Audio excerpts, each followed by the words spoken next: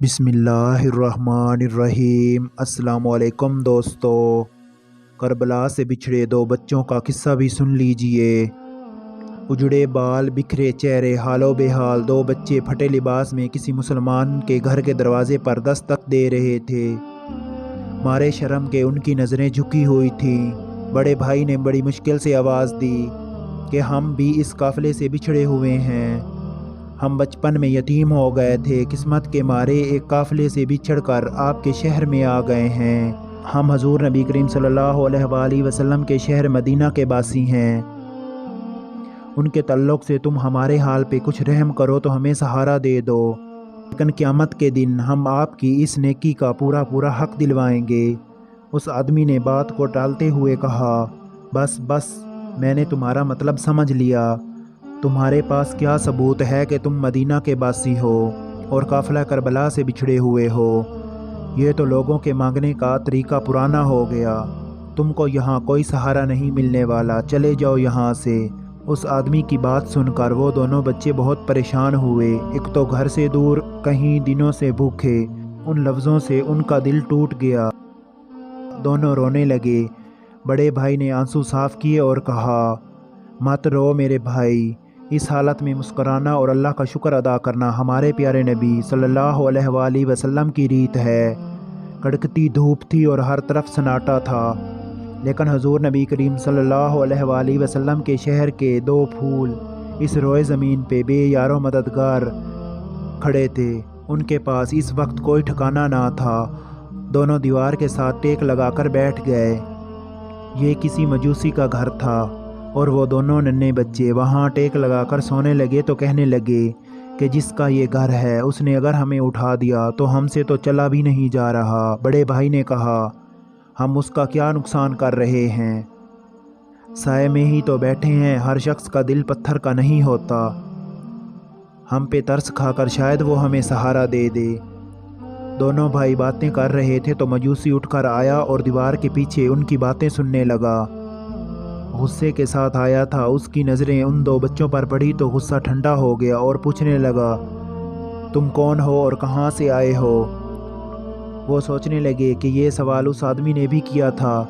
जवाब देने पर उसने हमें सहारा ना दिया और हमें धक्का दे दिया। और रोने लगे और कहने लगे, हम हजूर नबी करीम सल्लल्लाहु अलैहि वसल्लम के शहर मदीना के बासी हैं और काफ़िला करबला से बिछड़े भूखे प्यासे हैं। वो सामने वाले घर ने हमें इस सवाल के बदले में धक्का दे दिया और कहने लगा, तुम्हारे पास क्या सबूत है कि तुम नबी करीम सल्लल्लाहु अलैहि वसल्लम के शहर के बासी हो? हम इस हालत में उसे क्या सबूत देते? तो मजूसी बोला, वो भी तो उस नबी का कलमा पढ़ता है जिसका तुम पढ़ते हो, लेकिन मैं आपके नबी का कलमा तो नहीं पढ़ता। आपकी शक्ल से पाकीज़गी नज़र आती है। अगर इस अजीम हस्ती का हवाला ना भी देते तो आपकी शक्ल और यतीम होने का गम दिल को तसल्ली देने के लिए काफ़ी था। आज से आप मेरे घर के मेहमान हो और जब तक तुम ठीक ना हो जाओ इस घर को छोड़कर कहीं ना जाना। वो उन्हें अपने घर ले गया और अपनी बीवी से कहने लगा कि देखो, ये दो नाज़ों से पले हजूर नबी करीम सल्लल्लाहु अलैहि वसल्लम के शहर मदीना के रिहायशी हैं। दो नन्हे फूल हैं।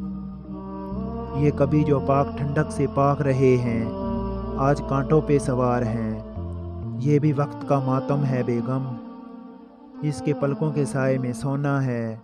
आज वो बेसहारा हैं। बेगम, यतीमों की दिलजोई और सहारा बनना इंसानियत का बेहतरीन नमूना है। मजूसी की बीवी नरम दिल थी। उस वक्त उसकी ममता जाग उठी। उसने उन दो नन्हे बच्चों को नहलाया, कपड़े धोए, आंखों में सुरमा डाला, बना संवार के अपने शोहर के सामने लाई और कहने लगी, इतने प्यारे बच्चे, प्यारी आँखें, क्या ये यतीम लगते हैं? खबरदार, किसी ने इनको यतीम कहा। दोनों भाई बहुत खुश हुए और उनके लिए दुआ करने लगे, लेकिन वो मुसलमान रईस जिसने इन दो बच्चों को सहारा देने से मना किया था, वो सोया और अचानक से उठा और कहने लगा, लुट गया, हाय मैं लुट गया, बर्बाद हो गया। बीवी ने पूछा, क्या हुआ? वो बेहोश हो गया और जब होश आया तो बोलने लगा, आज का किस्सा याद है ना कि हमने कितनी बेदर्दी से उनको भगा दिया, उन दो बच्चों को धक्का दे दिया। ख्वाब में देखा कि एक काफ़िला जा रहा है, میں نے پوچھا سب کہاں جا رہے ہو؟ تو جواب آیا سامنے جنت کا دروازہ کھلا ہے اور بلاوا آیا ہے کہ حضور نبی کریم صلی اللہ علیہ وآلہ وسلم کے امتی آ جاؤ۔ میں ان کے ساتھ چل پڑا۔ جب دروازے پر پہنچا تو چوکیدار نے کہا تم جنت میں نہیں جا سکتے۔ میں نے کہا کیوں؟ میں بھی حضور نبی کریم صلی اللہ علیہ وآلہ وسلم کا امتی ہوں۔ تو اس نے پوچھا تمہارے پاس کیا ثبوت ہے کہ تم حضور نبی کریم صلی اللہ علیہ وآلہ وسلم کے امتی ہو؟ تم واپس جاؤ اور دوزخ میں جلو جا کے۔ یہ واقعہ سن کر وہ حیران ہو گئے اور سوچنے لگے ہم نے کیا کر دیا؟ ہم نے اپنی آخرت برباد کر دی۔ ساری زندگی دولت کمانے کی فکر میں آخرت خراب کر رہے ہیں۔ اسی وقت میاں بیوی اس مجوسی کے گھر میں دونوں بچوں کے پاس گئے۔ بچوں کو دیکھا تو وہ سجر سنور کر بیٹھے تھے اور مجوسی ان کے سر سے اشرفیاں وار کر لوگوں میں تقسیم کر رہا تھا۔ رئیس نے کہا یہ لو 10,000 اشرفیاں اور یہ دو ننھے بچے مجھے دے دو۔ مجوسی نے کہا جو جنت کا محل تم دیکھ آئے ہو میں 10,000 اشرفیوں کے عوض تمہیں دے دوں؟ یہ نہیں ہو سکتا۔ پہلی بار میرے گھر میں رحمت کا دروازہ کھلا ہے۔ ہمارے گھر میں ایمان کا سویرا ہو چکا ہے اور تم نے رحمت کو ٹھکرا کر جہنم خریدی ہے۔ وہاں دلوں کا آئینہ دیکھا جاتا ہے میرے بھائی۔ تمہاری آنکھ اب کھلی ہے۔ اس نے رو رو کر اپنا برا حال کر لیا تھا۔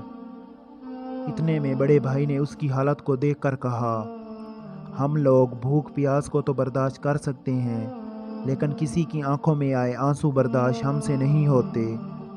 تم نہ رو، ہم اپنے نبی کی ریت نبھائیں گے۔ ہم تمہارے لیے جنت کی دعا مانگیں گے۔ ہم نے تم کو معاف کر دیا، ہم نے تم کو معاف کر دیا، تم چلے جاؤ، ہم نے تم کو معاف کر دیا۔